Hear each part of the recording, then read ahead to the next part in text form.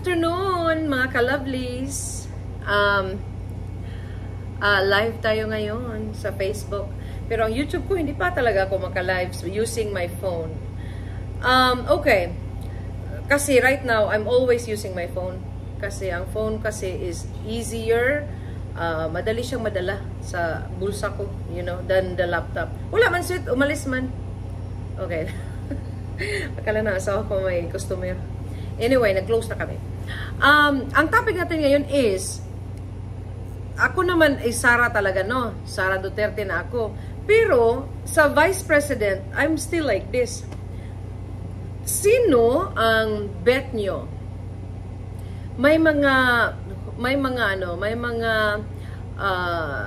pangalan na lumalabas, no? Ang pinakamalakas na mga pangalan na lumalabas as higher position are the following. Of course, number 1, Raffy Tulfo. Second is Bongo. Third is this is not in order, you know. These are just the people, the names na palaging lumalabas. Bongo, Isko Moreno, Amy Marcos, and then siguro meron pang mga iba like Lacson, Manny Pacquiao, and also sino yung isa? Tito Soto.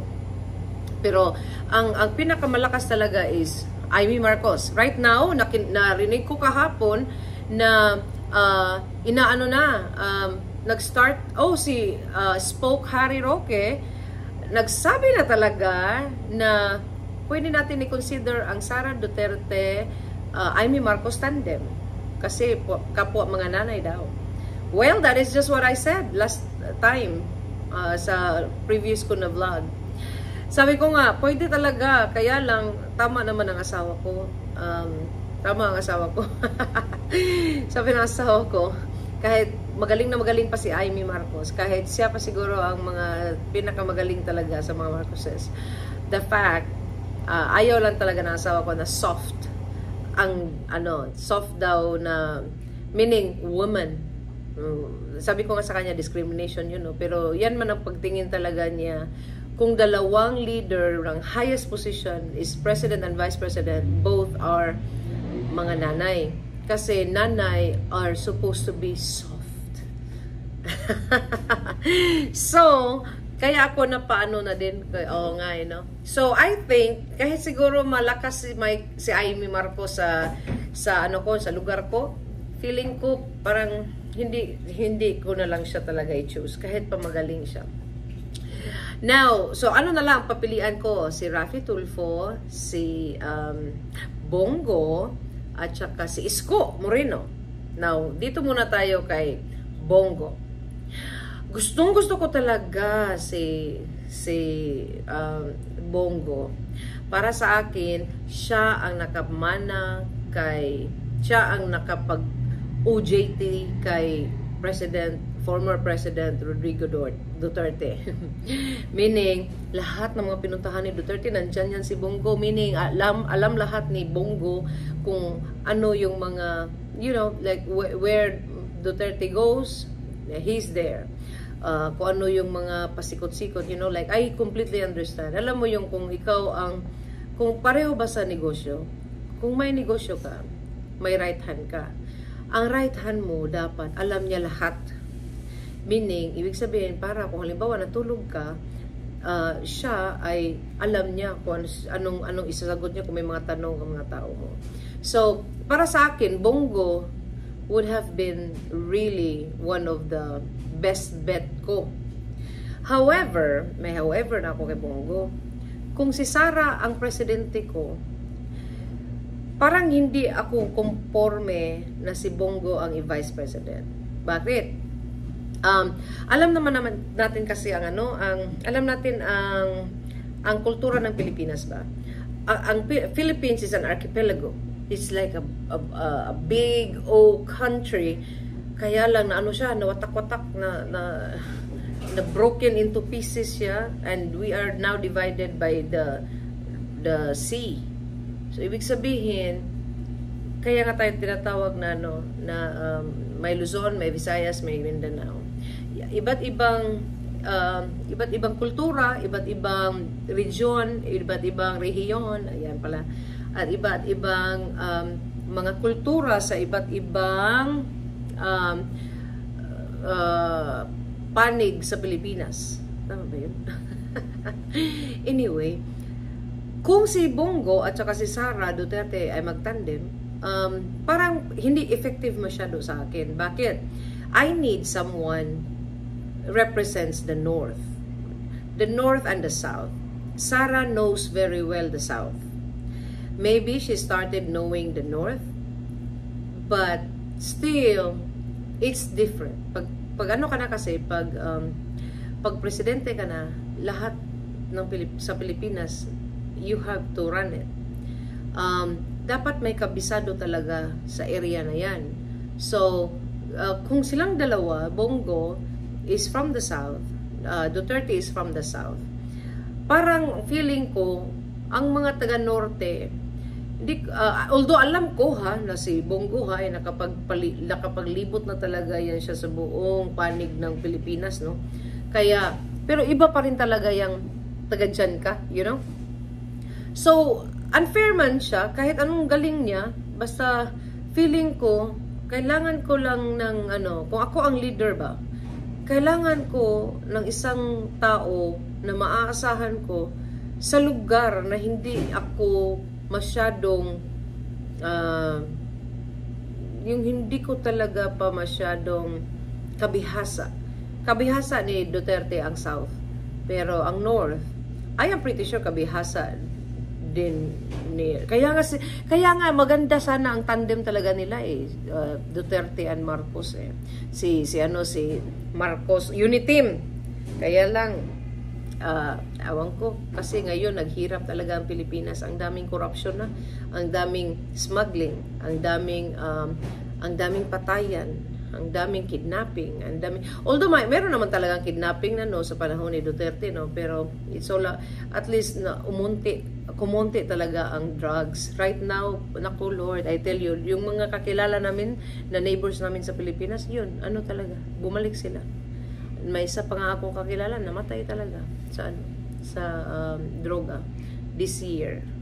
So yun lang, nakita ko parang si Bongo, parang hindi masyadong maganda ang tandem kung si Sara at saka si Bongo.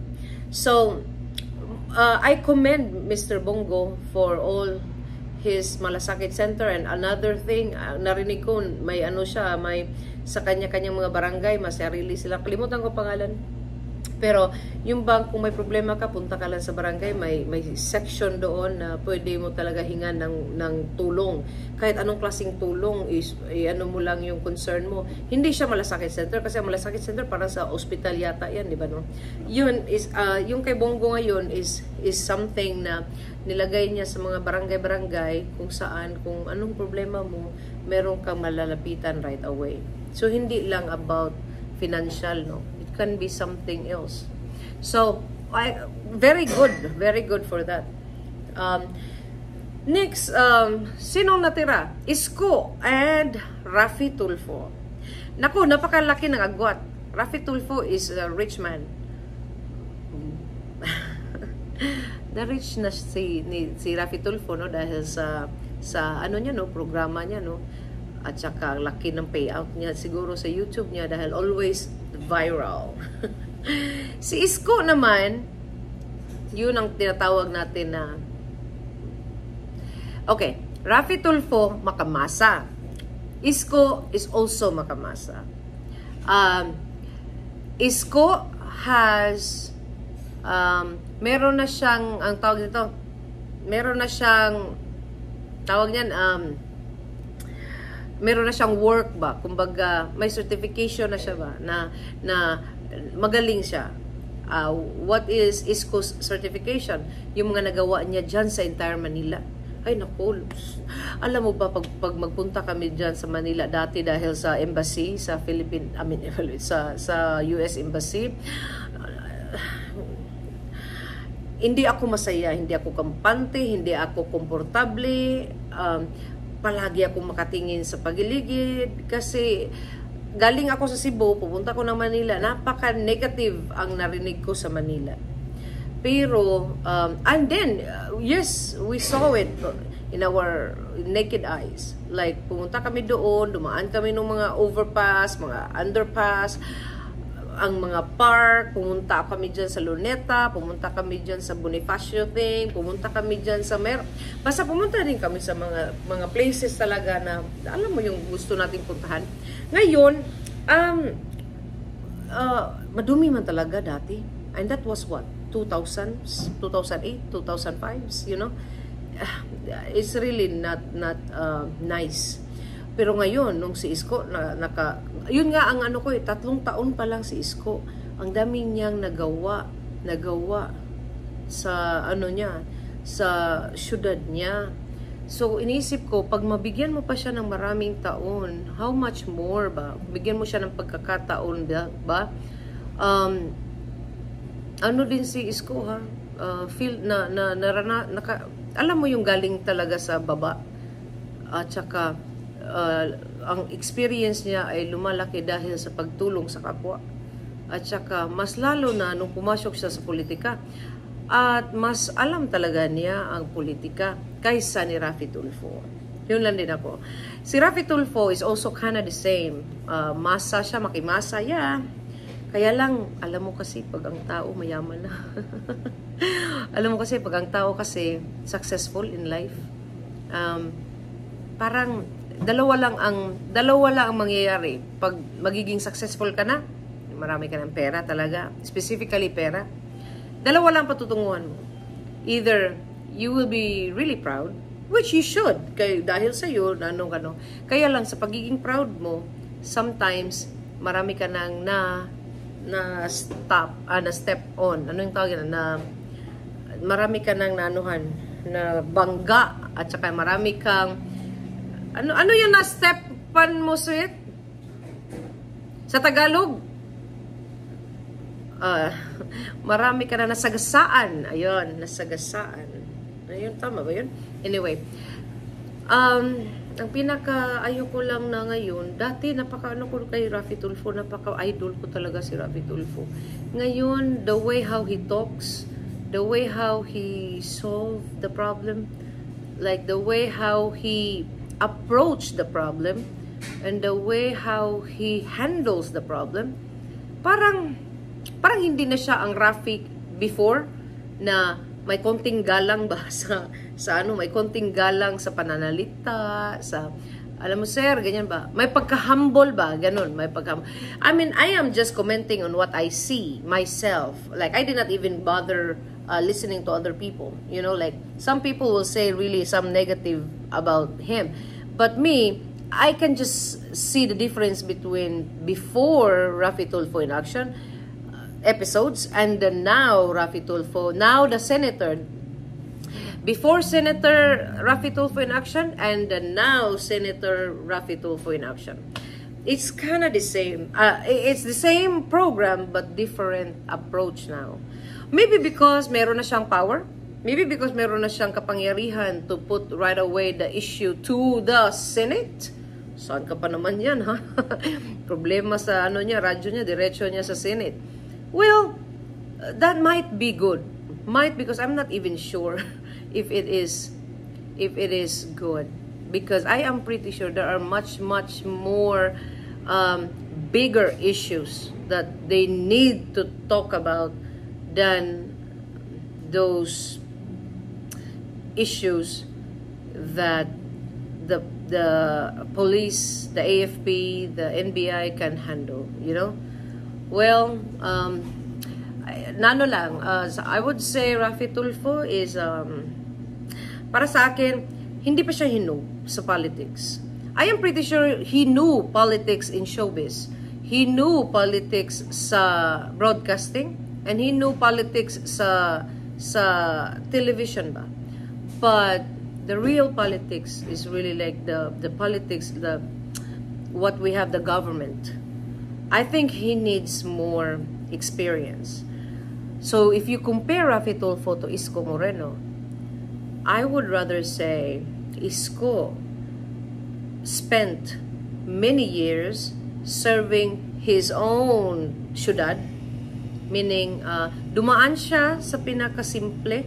I heard, I'm not sure, but I heard that he came from, you know, nagiging ano siya, nagiging counselor siya. And then, you know, vice mayor yata. And then, naging mayor.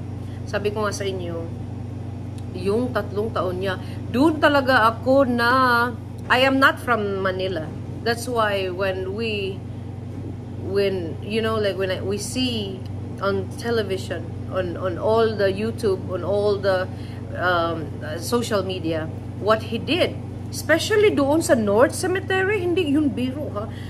Kawawa ang mga tao doon na nakatira na doon dekada na. Yung mga nakatira sa North Cemetery na yung bahay na, nagbahay na sila doon sa mga puntod.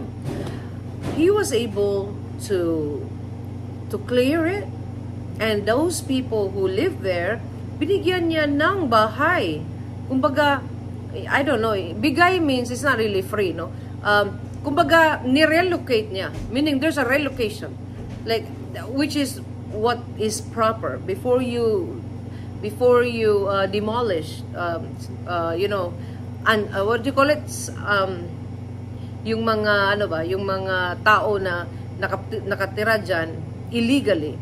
So binigyan mo sila ng ano, ng relocation site, which is really good. Yung mga problema na yan,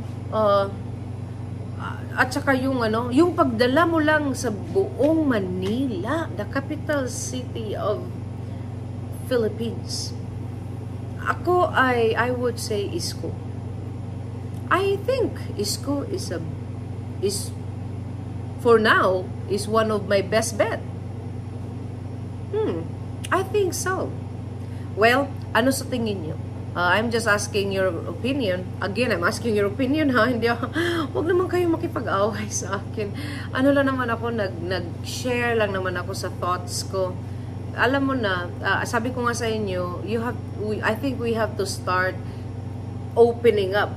Like, we have to start sharing our thoughts, our ideas. Alam mo, sometimes kasi, hindi lang pwede na makinig lang tayo ba? At saka mag-follow lang tayo palagi. Sometimes, we ourselves also need to read. We also need to research. We also need to observe of the things happen in our beloved country. So, kung may mga, kung may mga mas maganda kayong bet, paki-comment naman below. And also, kung meron pa kayong mga other issues na hindi namin alam, o hindi ko alam, paki-share naman sa comment para malalaman din ng ibang tao, no? Kasi I tell you, hindi lang ako isa na tao na nag-start na nag-talk about politics. There are many. Kasi nga, especially us here na nasa abroad, we want people to start opening up your mindset na para ba ang kultura natin sa Pilipinas na kung bigyan ka lang ng pera, pag iboto mo na siya, okay na. No. Do not let money take your freedom to vote.